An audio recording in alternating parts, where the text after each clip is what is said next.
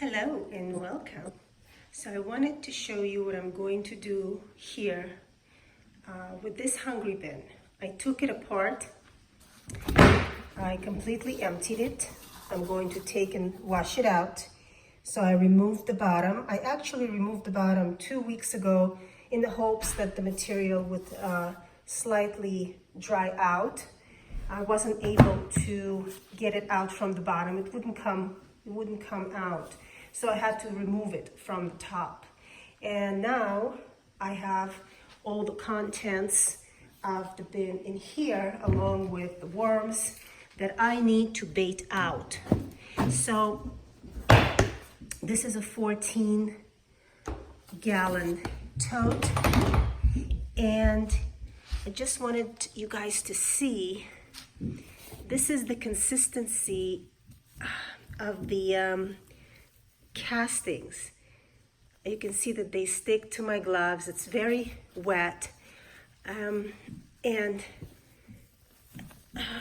like literally in chunks.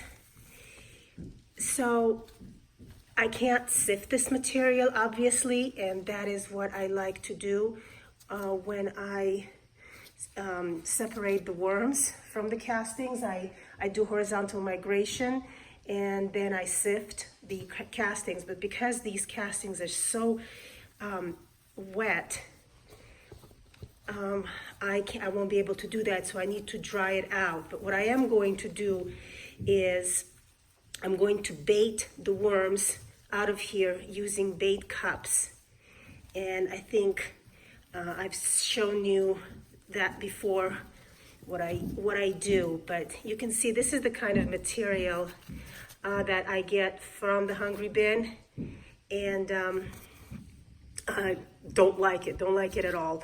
I like to run my bins on the flaky side, moist, but not at all wet. So what I've got here is I have a cup, and I put a bunch of holes in this cup. I don't put any holes at the bottom because I don't want the worms escaping or congregating at the bottom. I want them to go in and stay in. And then here I have some moist bedding. So this is some cardboard, paper, coconut core. And then here I have food with some coffee grounds and eggshell. And what I'm going to do is just going to mix them all up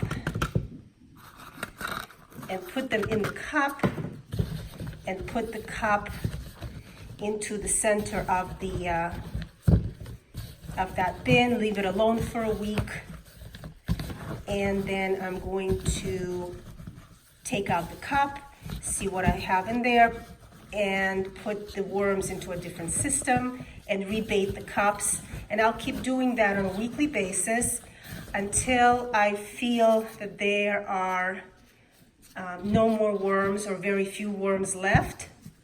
Meanwhile, I will also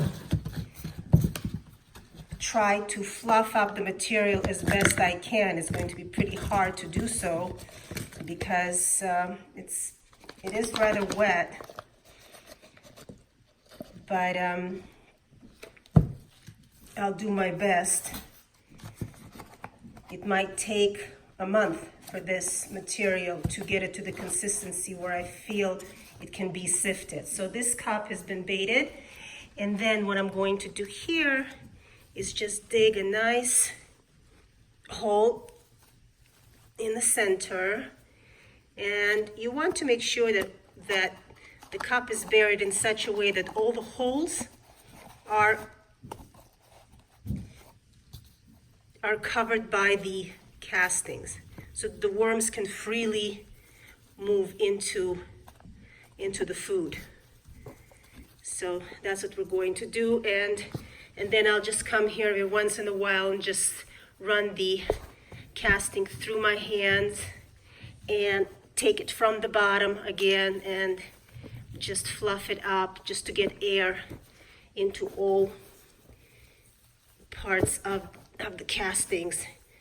And hopefully I will be able to make use of this this material in a couple of months, but it's very compact, very, you can see, like muddy, not the kind of castings that I like at all.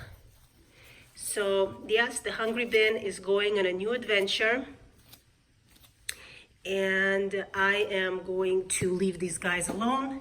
Just wanted to show you what I'm doing here. And if you wanted to, you know, bait out some worms, if you tend to run your bins on the wet side, that's a great way to bait out worms and leave you with nothing but castings. So thanks for joining me.